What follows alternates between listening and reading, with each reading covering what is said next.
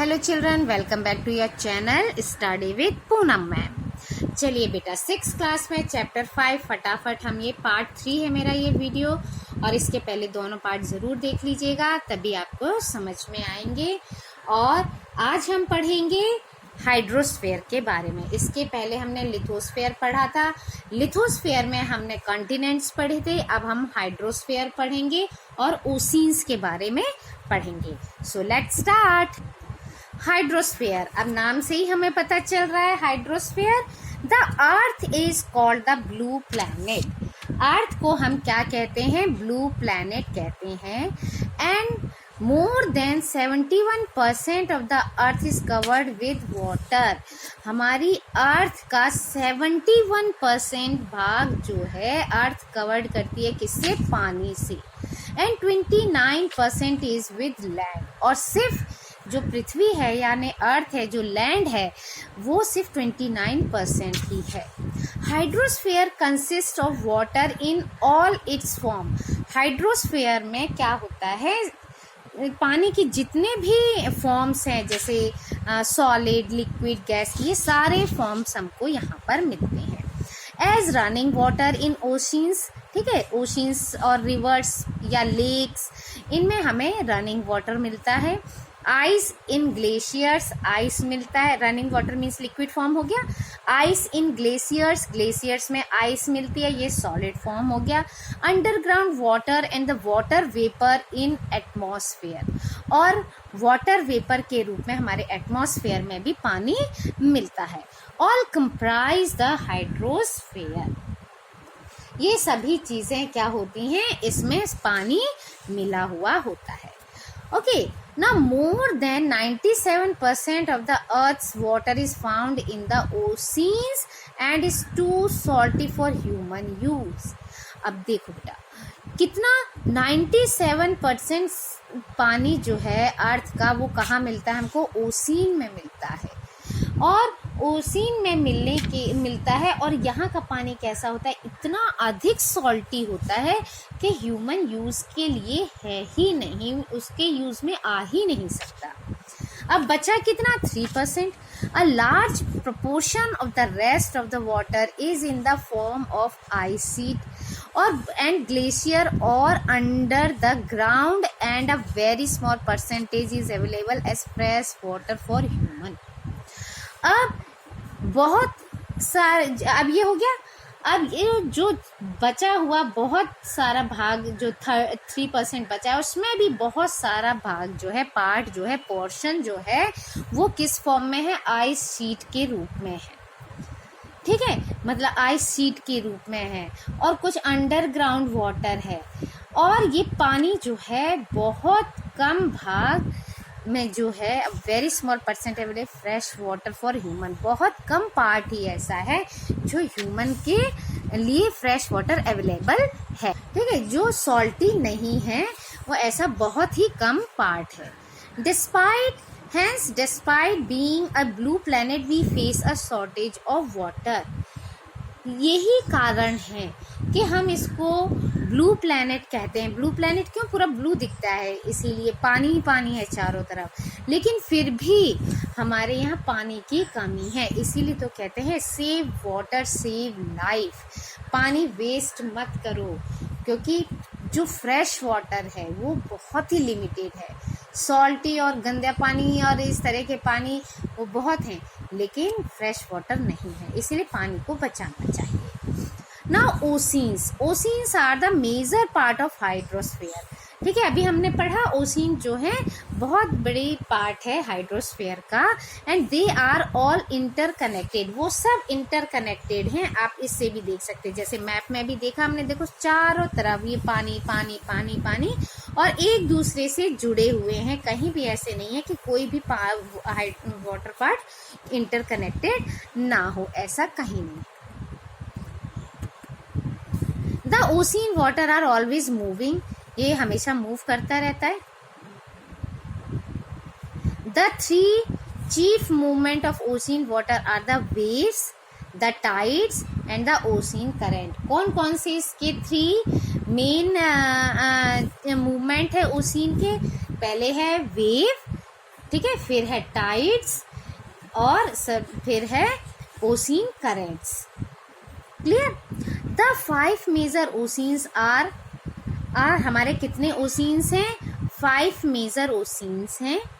वो है Pacific ocean, the Atlantic ocean, the Indian ocean, the southern ocean and the Arctic ocean in order of their size. ये इनके size के according है। हमने अभी फिगर 5.1 में देखा ही था मैप में। क्लियर, मैप में हमने देखा था। अब है the Pacific ocean is the largest ocean. सबसे बड़ी ओशिन कौन सी है? पैसिफिक है। And it is spread over 1/3 of the अर्थ। और ये पूरे अर्थ का 1/3 पार्ट है जो इसको पैसिफिक ओशिन कवर करती है।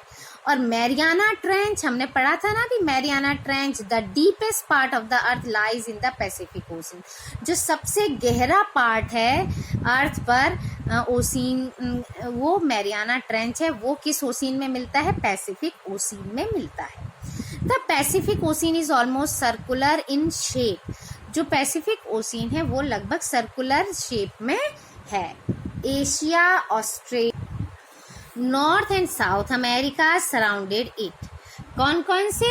Asia, Australia, north and south America इससे घिरे हुए हैं। ठीक है। Look at the map and find out the location continent around Pacific ocean. ये हमने अभी इसके पहले भी पिक्चर में देखा था। Okay, the Atlantic ocean is the second largest ocean. Atlantic ocean जो है वो सेकेंड लार्जेस्ट ओशिन है और वर्ल्ड की, और इट इज एस शेप। किस शेप में है? एस शेप में है। ये अभी हम मैप में देखेंगे। It is flanked by the North and South America on the western side. ठीक है, इसके वेस्टर्न साइड में क्या है? नॉर्थ और साउथ अमेरिका है वेस्टर्न साइड में, and Europe and Africa on the eastern side. और अफ्रीका जो है, यूरोप और अफ्रीका जो है इसके ईस्टर्न साइड में है। The coast line of Atlantic ocean is highly indented. ठीक है, अटलांटिक, ठीक है, इसकी कोस्ट लाइन, जो अटलांटिक की कोस्ट लाइन, यहाँ देखो इस पिक्चर में देखिए, बहुत ही इंटेंडेड है।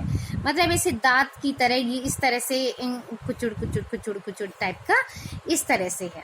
ठीक है। The coast line of Atlantic ocean is highly indented. इस तरह की लाइन को, इसको इंडेंटेड कहते हैं। This irregular and indented coastline provides ideal location for natural harbors and ports. और इस तरह की जो irregular और indented coastlines है, ये क्या करती है? ये आइडियल लोकेशन है नेचुरल हार्बर्स और पोर्ट्स के लिए।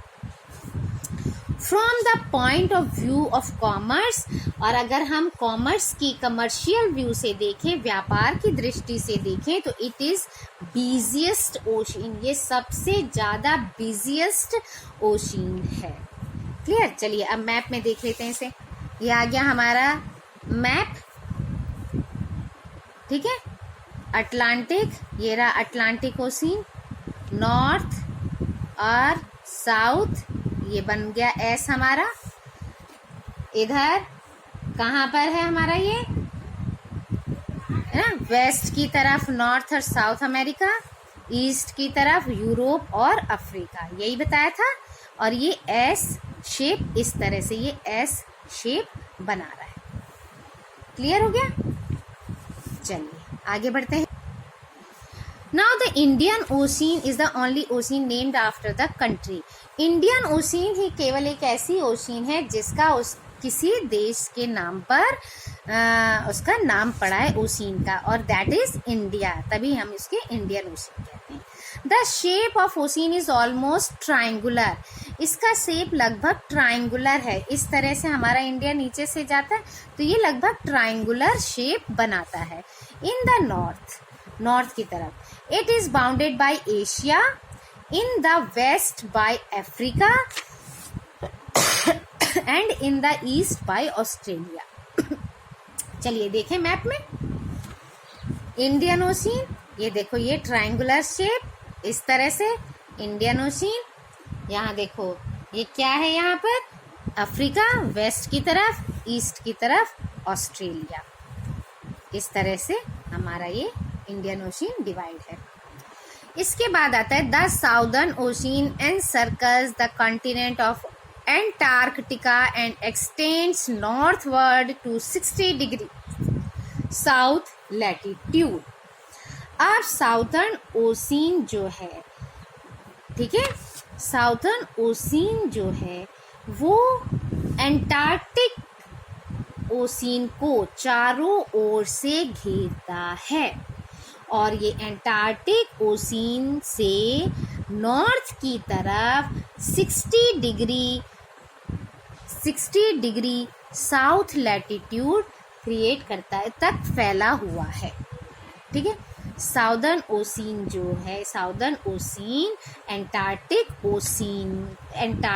कॉन्टिनेंट का क्या करता है, कॉन्टिनेंट को चारों ओर से घेरता है और एंटार्क्टिक कॉन्टिनेंट जो है वो नॉर्थ की तरफ 60 डिग्री साउथ लैटिट्यूड तक फैला हुआ है। ये अभी हम पिक्चर में देखते हैं, मैप में।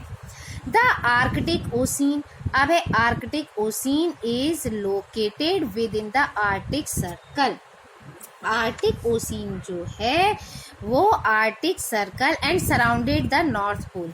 ठीक है, वो आर्कटिक सर्कल और नॉर्थ पोल की तरफ, नॉर्थ पोल में है और आर्कटिक सर्कल जो है तक चारों ओर फैला हुआ है। ठीक है, आर्कटिक ओशियन जो है आर्कटिक सर्कल से लेकर नॉर्थ पोल तक चारों ओर फैला हुआ है। It is connected with the Pacific ocean by a narrow stretch. ये किससे, पैसिफिक ओशियन से कनेक्ट है, एक नैरो स्ट्रेच से ऑफ शैलो वाटर। ठीक है, बिल्कुल वैसे शैलो वाटर से, जिसको हम बेरिंग स्ट्रेट कहते हैं, उससे जुड़ा हुआ है। और it is bound by northern coast of North America and Eurasia, और ये नॉर्थ अमेरिका और यूरेशिया से भी घिरा हुआ है। चलिए मैप से समझते हैं। ये देखिए, साउदर्न ओशियन एंटार्क्टिक कॉन्टिनेंट को चारों ओर से घेरता है और ये 60 डिग्री साउथ, ठीक है, 60 डिग्री साउथ में ये तक फैला हुआ है। ठीक है, ये पूरा देखिए, यहाँ से डिग्रीज आपका यहाँ से ये दिखेंगी। ठीक है, ये पूरा ये फैला हुआ है साउदर्न ओशियन। उसके बाद है आर्कटिक ओशियन, ये रहा आर्कटिक ओशियन ऊपर। ठीक है, ये कहाँ पर है, नॉर्थ पोल में है, ये साउथ में, ये नॉर्थ पोल पर है और नॉर्थ पोल के चारों तरफ फैला हुआ है।